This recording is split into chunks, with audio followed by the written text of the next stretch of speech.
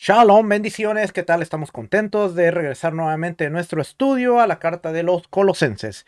Hace 2 semanas estuvimos viendo el contexto geográfico. Hoy vamos a enfocarnos nuevamente en lo que es el contexto geográfico. Es interesante porque pudimos observar cómo la palabra rudimentos dentro del contexto geográfico de Colosenses significa otra cosa muy distinta a la que se nos había enseñado. No quiere decir que la palabra rudimentos no signifique también enseñanzas, pero Pablo la usa en el contexto geográfico que tiene que ver con los rudimentos del cosmos y tiene que ver con los terremotos y lo que estaba ocurriendo dentro de la ciudad. Hoy vamos a seguir con el comentario del contexto geográfico Lexam y vamos a empezar aquí donde dice el río Lico. Aspectos socioespaciales de la vida en Colosas y el Valle de Licus. ¿Qué era el Valle de Licus? La carta a Colosas conecta la ciudad antigua con la Odisea y Hierápolis. Lo vemos en Colosenses 2.1, en donde nos dice: porque quiero que sepáis cuán gran lucha sostengo por vosotros y por los que están en la Odisea y por todos los que nunca han visto mi rostro. Colosenses 4.13 dice: porque de él doy testimonio de que tiene gran solicitud por vosotros y por los que están en la Odisea y los que están en Hierápolis. Colosenses 4.15. Saludos a los hermanos que están en la Odisea y a Ninfas y a la iglesia que están en su casa. Se formaba un triángulo con estas ciudades principales en un valle que ganó su nombre de su principal cauce de agua, el río Licus, Curuxu. El río fue crucial para la vida del valle, con Colosas recibiendo la primera corriente, de ahí el nombre de Licus o lobo, dada su altura sobre la Odisea, dando la bienvenida a sus precipitaciones anuales de 50 a 60 centímetros o de 19.7 a 23.6 pulgadas. Los probables restos de la muralla de Colosas al norte de la ciudad, que separan el corazón urbano de su necrópolis, sugiere que Colosas contenía el cauce de agua dentro de los recintos de su ciudad.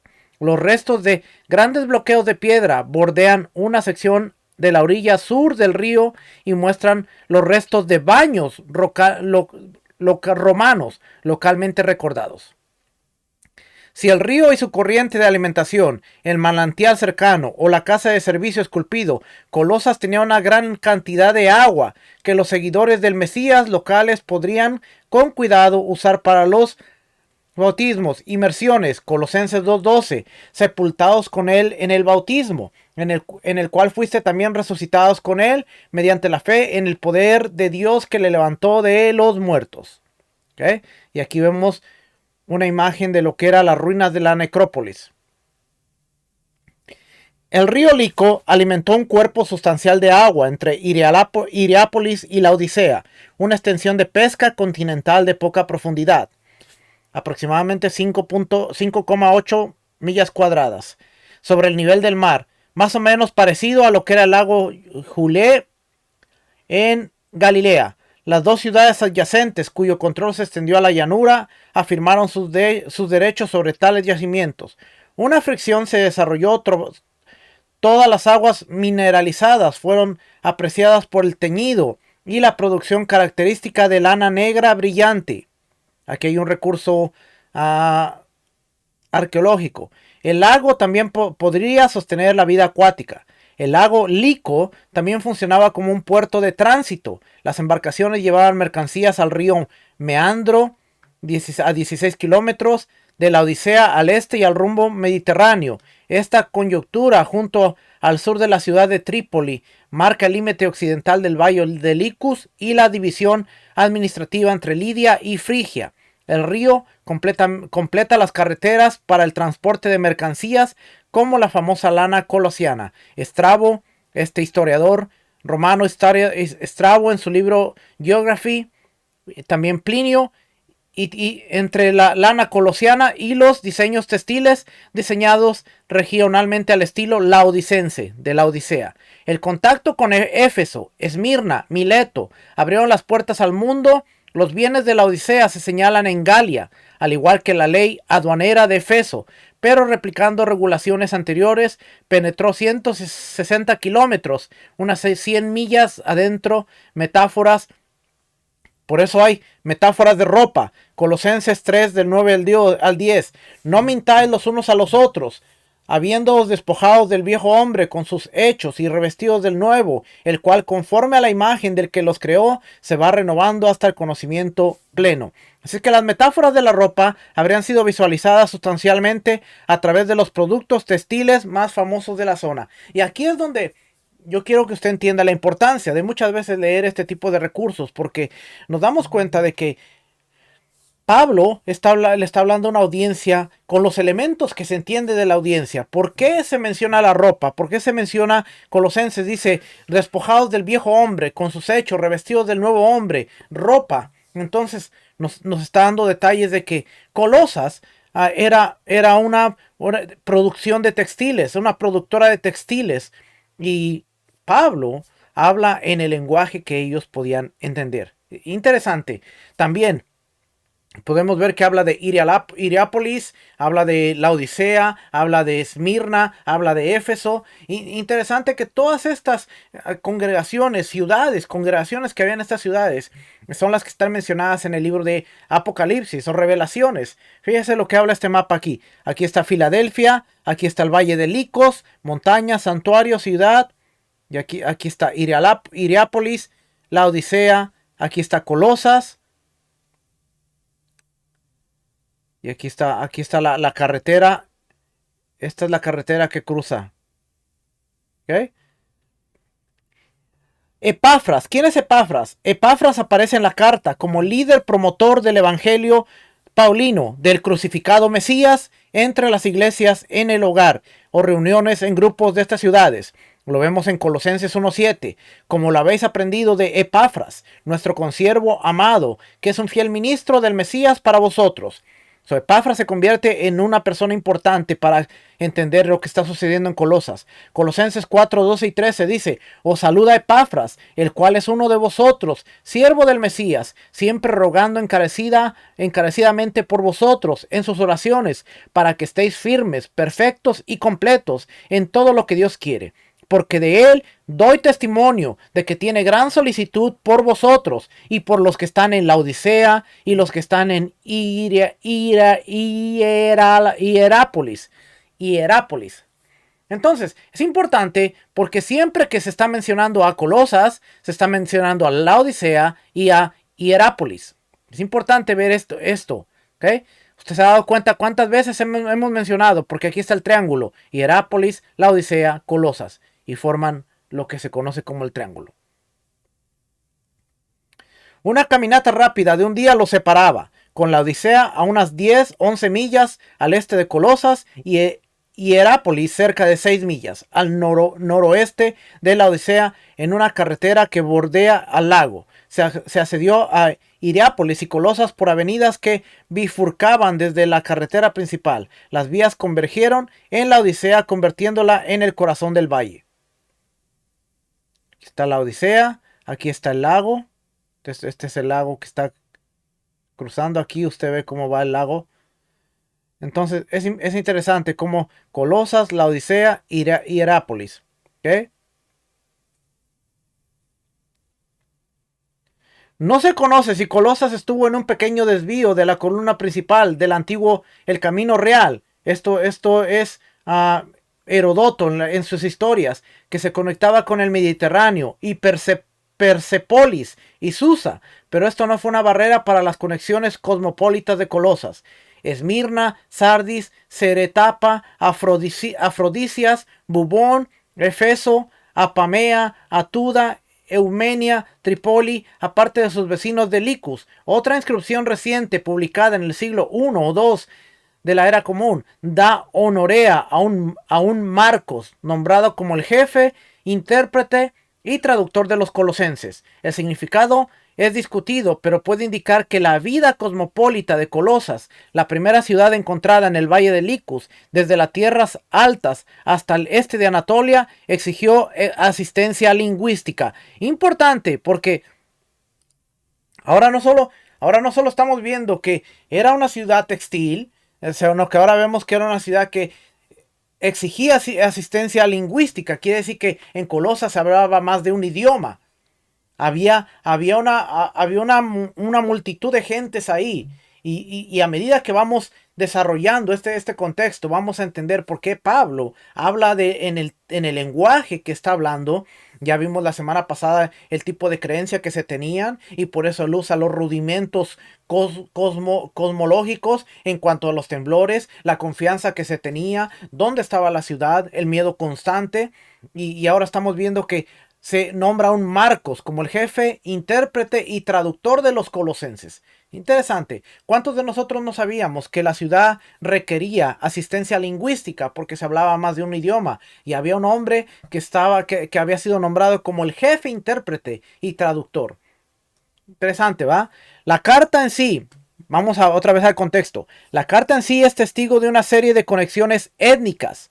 Colosenses 3.1 dice, donde no hay griego ni judío, circuncisión, ni incircuncisión, bárbaro, ni escita, siervo, ni libre, sino que el Mesías es todo, es el todo y en todo. Ahora usted entiende por qué en el capítulo 3 Pablo está hablando del griego, del judío, de la que tiene circuncisión, el de la incircuncisión, el bárbaro. Por cierto, estos son títulos. El circunciso, circuncisión, incircuncisión, bárbaro, griego, judío. Cuando está hablando de griego y judío, en la mayor parte del tiempo, está hablando a judíos que son naturales de Jerusalén y está hablando a judíos que son helénicos, a los que se les llamaba griegos. También a los que no eran judíos se les llamaba griegos, pero en su mayoría, cuando se menciona en los escritos de la Biblia y se menciona al griego, en su mayoría va a ser a un judío helénico que nació en la diáspora. Así es que estamos hablando de bárbaros. Usted va a ver más adelante porque hay bárbaros, escitas. ¿Qué era una escita? Y vamos a ver aquí. Fíjese, dice, la carta es testigo de una serie de conexiones étnicas. Nos muestra un enfoque familiar. Hay judío, los residentes de Judá que practicaron el judaísmo, griego, residentes de Grecia, también Gálatas 3:26, donde dice, no hay judío ni griego, no hay esclavo ni libre, no hay varón ni mujer, pero todos vosotros sois unos en el Mesías Yeshua. También tiene un contexto porque lo está diciendo en Gálatas. Primera de Corintios 12:13. Porque por un espíritu fuimos todos bautizados en un cuerpo, sean judíos o griegos, sean esclavos o libres, y a todos nos dio de beber de un mismo espíritu. ¿Se da cuenta cómo el lenguaje es un poco distinto? Aunque en Colosenses el orden se invierte y solo aparece aquí en el Nuevo Testamento. Solo aparece este lenguaje que dice judío, no hay griego ni judío, circuncisión, incircuncisión, bárbaro ni escita, siervo ni libre. ¿Okay? Solo aparece aquí pero agrega escita. ¿Qué era una escita? Un pueblo nómada de Asia Central. Y bárbaro. ¿Qué era un bárbaro? Bárbaro, un extranjero que no era griego. En la frase, un nombre latino usado como homónimo se da en Colosenses 4:11. Fíjense lo interesante aquí.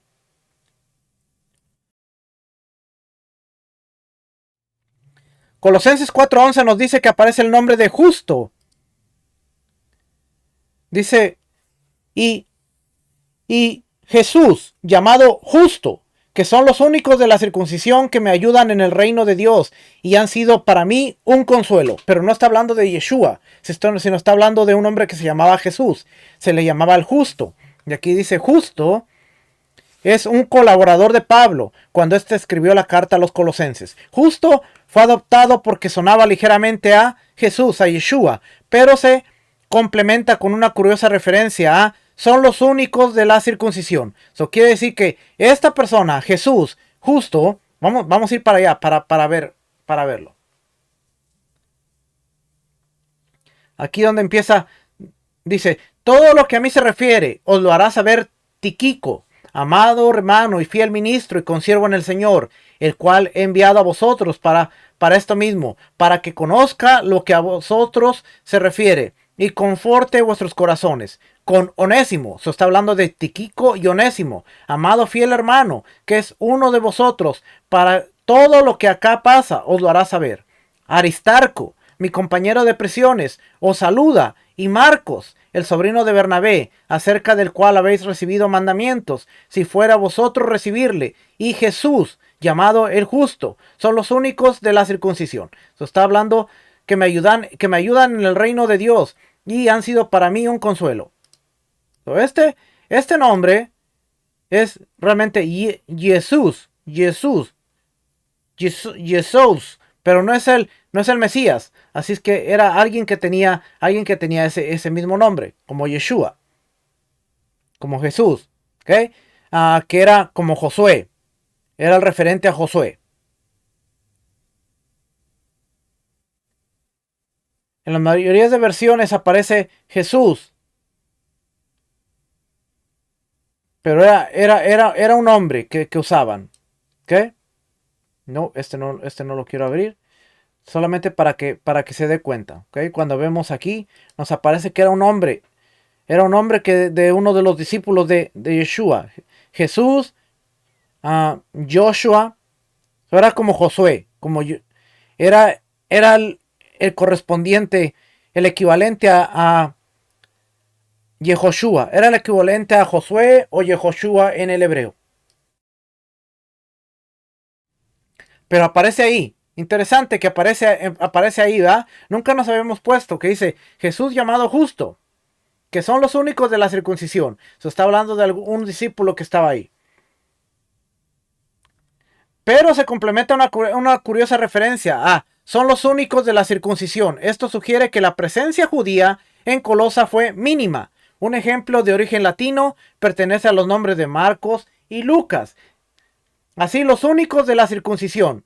Los nombres que se encuentran en las inscripciones y en las monedas muestran una brújula aún más amplia. Y por supuesto, el nombre afectuoso Frigio, Apia, Filemón 2, que dice 2:2, Filemón 2, y a la amada hermana Apia, y a Arquipo, nuestro compañero de milicia, y a la iglesia que está en su casa. Aunque Colosas se había convertido en una ciudad de estilo griego en el periodo helenístico, aquí podemos observar la variedad étnica, cultural y onomástica. Parte de la intención de la carta es promover una vez más nos encontramos con un detalle interesante. Parte de la intención de la carta es promover una unidad en toda esta diversidad que había, porque había una variedad étnica, cultural y onomástica.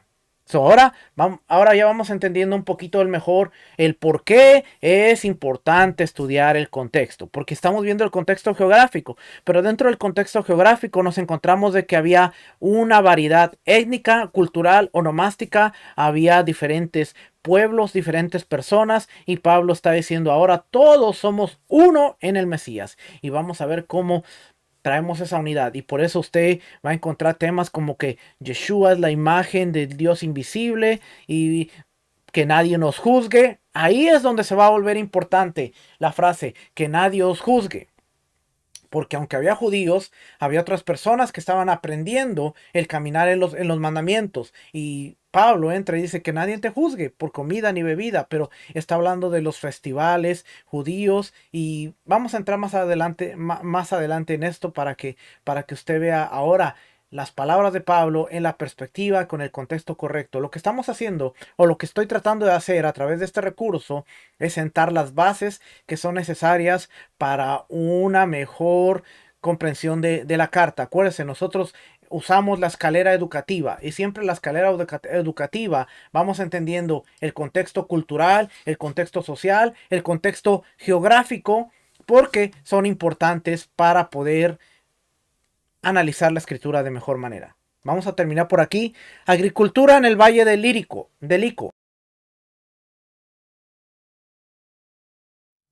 Dice, parte de la prosperidad histórica de Colosas, tenía una prosperidad enorme, Colosas, compartida cada vez por la Odisea y y Herápolis. Fue derivada de la fertilidad del valle de Lico. Un punto crucial es la conexión entre una ciudad, polis, y el país, el pueblo.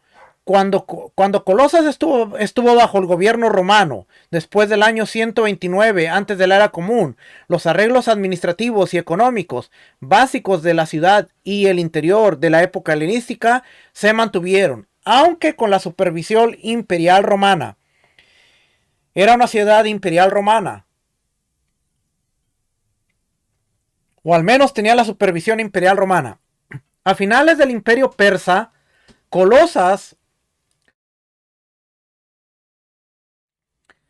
había sido la sede de un parque de caza, baños y jardines de satrapa occidental. Podemos esperar la familiar cría de ganado, frigio occidental, ovejas, como ya hemos señalado, pero también cerdos, como lo muestra claramente una estela en Colosas.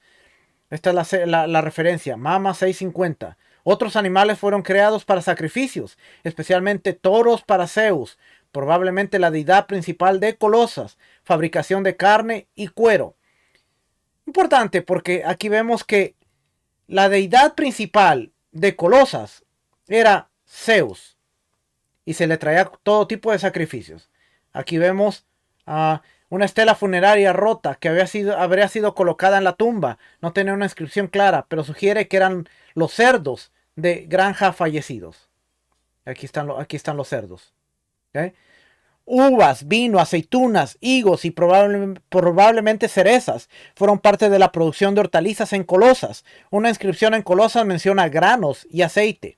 Colosas fue especialmente favorecida por las corrientes de agua dulce que fluyen a través de los suelos ricos en el río Lico, ya le leía anteriormente, desde el norte de la ciudad, de un manantial natural que se convirtió en el lugar de peregrinación cristiana dedicada al arcángel Miguel. Colosenses 2:18 dice: nadie os prive de vuestro premio, afectando humildad y culto a los ángeles, entremetiéndose en lo que no han visto, vanamente hinchada por su propia mente carnal. Ahora usted entiende por qué está diciendo Pablo eso ahí. Las referencias literarias acentúan la prosperidad. Herodoto, Genofonte, hablan de Polieno, hablan de todo esto. Y Diodoro también. Dionisio, siempre conectando con la fecundidad de la naturaleza, ocupa un lugar destacado en monedas e inscripciones, al igual que en Efeso. ¿Se acuerda que hablamos de Dionisio? Significativo también es el énfasis en la moneda de Colosas sobre Artemisa la Cazadora, casi desconocida en la Odisea, donde domina la sedentaria Artemisa de Efeso. Aquí vemos a Artemisa.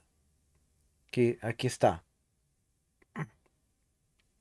La inscripción que menciona la distribución de granos demuestra de qué manera el campo circundante sostuvo la vida de la ciudad. El paisaje fue canalizado por la arquitectura, las carreteras, los incentivos y las regulaciones para garantizar el bien de una ciudad. Metáforas agrícolas de gran extensión se han observado en la carta. Ahora usted quiero que ponga cuidado porque ahora usted va viendo que dice metáforas agrícolas se van extendiendo. Metáforas agrícolas de gran extensión se han observado en la carta. Pero la secuencia de metáforas en Colosenses del 6 al 7 dice: por tanto, de la manera que habéis recibido al Señor Yeshua al Mesías, andar en él, arraigados, sobreedificados en él y confirmados en la fe, así como habéis sido enseñados, abundando en acciones de gracia. Van desde el campo hasta la ciudad. Las traducciones de Colosenses 2:6: por tanto, de la manera que habéis recibido al Señor Yeshua el Mesías, andar en él. Con frecuencia leen, las traducciones con frecuencia leen la versión King James, la Reina Valera actualizada, la nueva versión internacional. Con frecuencia leen: por tanto, de la manera que habéis recibido al Señor Yeshua el Mesías, andar en él. Tomar la palabra, peripateo, que significa andar, es una noción del Antiguo Testamento de caminar mientras se vive la vida.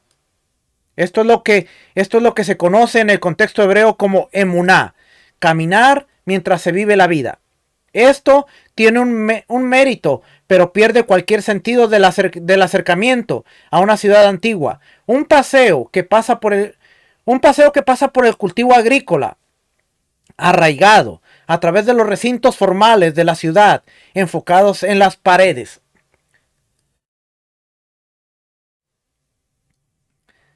En las paredes, establecido, fundado. Estas son las palabritas que está usando el griego. Establecido, fundado, al corazón de la vida de la ciudad y saber el agora, donde se sellaron las promesas comerciales y sagradas, que es validado y confirmado. Algo más que se puede sacar de la percepción de una tradición sagrada, que implica el verbo para lambano, recibir, en Colosenses 2.6, y el contexto de esa tradición está en los versículos 8 al 15. Vamos a leerlos.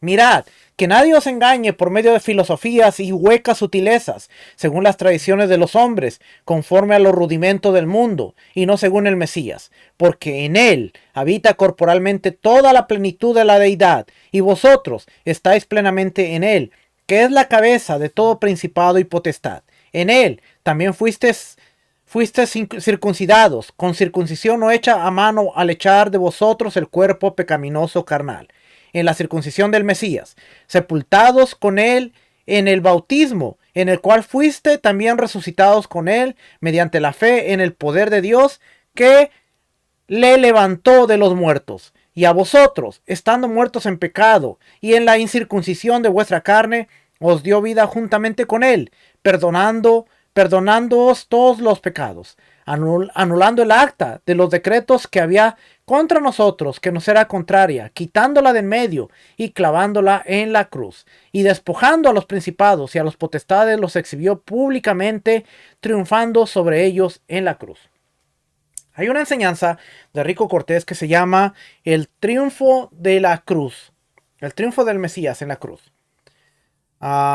Muy interesante. Si usted no lo ha visto, búsquela. Está en el canal de Teshua TV, El Triunfo de la Cruz. Y usted va a entender un poquito más lo que está hablando en el contexto de esta palabra. Pero vamos a regresar a la parte que estamos leyendo. Dice aquí: la mayoría de las ciudades dieron gracias por su existencia mediante festividades, generalmente anuales, sobre su fundación. Estas historias dieron forma de la identidad de la población, que son las huecas sutilezas. Nadie os prive de vuestro premio, afectando humildad y culto a los ángeles, entremetiéndose en lo que no han visto, vanamente hinchado por su propia mente carnal, no haciéndose de la cabeza, en virtud de quien todo el cuerpo, nutriéndose y uniéndose por las coyunturas y ligamentos, crece con el crecimiento que da Dios. Esto está hablando que había culto a los ángeles, a menudo porque fueron adaptadas para satisfacer las necesidades contemporáneas. Acuérdese, dice, la mayoría de las ciudades dieron gracias a su existencia mediante festividades anuales. Muchas de ellas tenían que ver con el culto imperial también. La mayoría de las tradiciones sobre la fundación narran algún elemento de la colonización de la naturaleza para aprovechar su fertilidad. La historia de la fundación de Éfeso, de Andrócles, estableció la ciudad alrededor del lugar donde se mató un jabalí. Aquí usted lo encuentra más detalles aquí en Pausanias 7, 2, 8 al 9. El templo central protegió esta sagrada tradición. En Colosas, un boceto del montículo del siglo XIX coloca la base de un templo en la parte más alta. Las historias de la fundación de Colosas no se conocen, pero Colosenses delinea claramente el oikistes, el fundador de la identidad de los cristianos. Colosenses como Yeshua, la celebración y la acción de gracias que brotan de fundamentos, abundando en acciones de gracias. Y aquí está la palabra que habíamos visto: recibir, conducir, ser puesto. Estudio bíblico de la palabra paralambano. Que esto es lo que significa paralambano.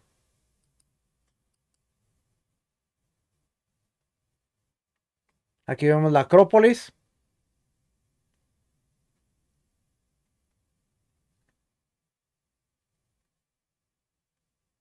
Aquí está el boceto es lo mismo que estaba mencionando aquí, que aquí había un templo, la Acrópolis, pero aquí está el boceto de la ciudad. Si usted ve aquí, es la ciudad y aquí está el templo. Esta sacralidad agrega una dimensión a una palabra rara utilizada aquí. A los destinatarios se les exhorta a no dejar a nadie ajeno o hecho a un lado en su tradición fundacional, que es el Mesías. La palabra utilizada, silagogeo, reduplica una palabra, go, para agregar intensidad. Enfatiza el hurto de un fideicomiso sagrado muy parecido al robo del templo.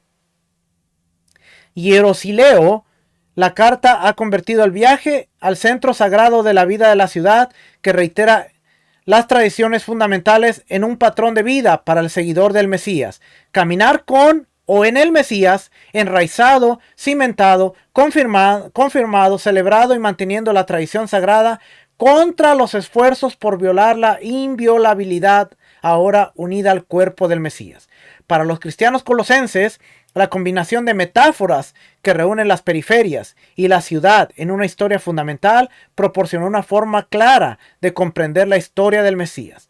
La geografía social, la elaboración de un espacio para gente específica, ha sido elaborado a través de una cuidadosa secuencia de metáforas en el servicio del Evangelio. Y ahorita leemos Colosenses 1. Vamos a leer Colosenses 1. Dice, ahora usted va a entender por qué dice aquí. Pablo pide que Dios le dé sabiduría espiritual a los colosenses. Dice, siempre orando por vosotros, damos gracias a Dios, Padre de nuestro Señor Yeshua el Mesías, habiendo oído de vuestra fe en el Mesías, Yeshua, y del amor que tenéis a todos los santos, a causa de la esperanza que os es guardada en los cielos, de la cual ya habéis oído por la palabra verdadera del Evangelio. ¿Cuál es la palabra esperanza? Si nosotros vemos cuál es la palabra esperanza, es la resurrección de los muertos. Vea el video de Rico Cortés, Tesoros del Templo, Hebreos capítulo 11, la palabra esperanza. Usted se va a dar cuenta que es la resurrección de los muertos, que os está guardada en los cielos, la cual ya habéis oído por la palabra verdadera del Evangelio, que ha llegado hasta vosotros, así como a todo el mundo, y lleva fruto. Y crece también en vosotros, desde el día que oísteis y conociste la gracia de Dios en verdad, como lo habéis oído de Epafras, nuestro consiervo amado, que es un fiel ministro del Mesías para vosotros, quien también os ha declarado vuestro amor en el Espíritu, por lo cual también nosotros, desde el día en que lo oímos, no cesamos de orar por vosotros y de pedir que seáis llenos del conocimiento de su voluntad en toda sabiduría e inteligencia espiritual, para que andéis como es digno del Señor, agradándole en todo, llevando fruto en todo, en toda buena obra y creciendo en el conocimiento de Dios, fortalecidos con todo poder conforme a la potencia de su gloria, para toda paciencia, longanimidad, con gozo, dando gracias al Padre, que nos hizo aptos para participar de la herencia de los santos en luz, el cual nos ha librado de la potestad de las tinieblas y trasladado al reino de su amado Hijo, en quien tenemos redención por su sangre, el perdón de los pecados. ¿Okay? Interesante que lo que está hablando aquí dice, la geografía social, la elaboración del espacio para gente específica, ha sido elaborado a través de una cuidadosa secuencia de metáforas en el servicio del Evangelio. Hay otro aspecto de esta historia fundamentales. Las circunstancias cosmopolitas de muchas ciudades de Asia Menor, donde diversos orígenes étnicos formaban parte del color de la vida urbana, lucharon con historias fundamentales que se construyeron sobre las dicotomías fáciles de las antiguas sensibilidades griegas, en particular de griegos y bárbaros. A diferencia de Grecia continental, las historias de la fundación de Asia Menor tienden a ser más ambiguas, se esfuerzan para dar cabida a los múltiples orígenes que aplaudía a la población. Colosenses enfatiza la unidad a través de la eliminación de dualismos. Así, no solo se daría por la afirmación de la unidad de todos en el Mesías, griegos, judíos, circuncidados y no circuncidados, sino en la eliminación de las conjunciones antitéticas, en la síntesis, bárbaro, escita, esclavo, libre, Colosenses 3:11. Si pues habéis resucitado con el Mesías, buscar las cosas de arriba, donde está el Mesías sentado a la diestra de Dios. Poner la mira a las cosas de arriba, no en las de la tierra, porque habéis muerto y vuestra vida está escondida con el Mesías en Dios. Cuando Mesías, vuestra vida se manifieste, entonces vosotros también seréis manifestados con Él en gloria. Para un autor sensible en su contexto asiático, oiga bien el contexto, Cristo, Mesías, es el único que cumple las aspiraciones positivas dentro de las historias defectuosas sobre la fundación. ¿Ok? Ahí vamos a terminar. La próxima vez vamos a ver metáforas imperiales, las imágenes militares dentro de Colosas.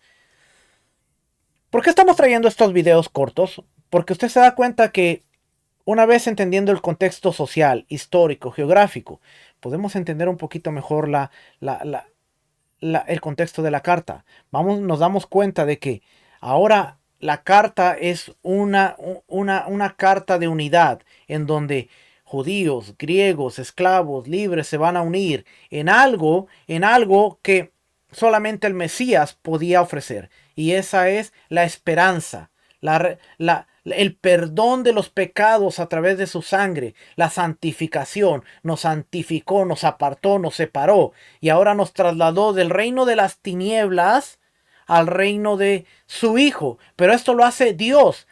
Fíjense que la carta es bien interesante porque cuando nosotros leemos, dice que Dios nos trasladó del reino de las tinieblas al reino de su Hijo. Lo leímos en Colosenses 2:8 o fue en Colosenses 1:5. Colosenses 1:5 y 6. Colosenses 1:13 dice, el cual nos ha librado de la potestad de las tinieblas y trasladado al reino de su Hijo. Pero fíjese, es Dios el que lo hace. Fíjese aquí lo que dice el 10, para que andéis como es digno del Señor, agradándole en todo, llevando fruto en toda buena obra y creciendo en el conocimiento de Dios, fortalecidos con todo poder, conforme a la potencia de su gloria, para toda paciencia y longanimidad, con gozo, dando gracias al Padre. Damos gracias al Padre. El Padre que nos hizo aptos para participar de la herencia de los santos en luz. El Padre nos hizo aptos. ¿Cómo? Dice, el cual nos ha librado de la potestad de las tinieblas y trasladado al reino de su amado Hijo, en quien tenemos redención por su sangre, el perdón de los pecados. Eso quiere decir que Pablo le está diciendo, el Padre, el Dios celestial, te libró, te dio potestad, te libró de la potestad de las tinieblas, te trasladó al reino de su Hijo para que a través de la sangre de su Hijo tuvieras el áfesis, el perdón, la reconciliación. Así es que ahora hay algo que la Torá no podía ofrecer y Dios lo ha hecho a través de su Hijo. No a través de la Torá, sino a través de su Hijo. Y es que a través de su Hijo va a haber una reconciliación en donde ya no hay judío, no hay griego, no hay esclavo, no hay escita, y olvídate de todas las metáforas, de todas las fábulas. Por eso dice que nadie os engañe en fábulas, porque había fábulas en todas las ciudades de cómo se habían fundamentado esas ciudades.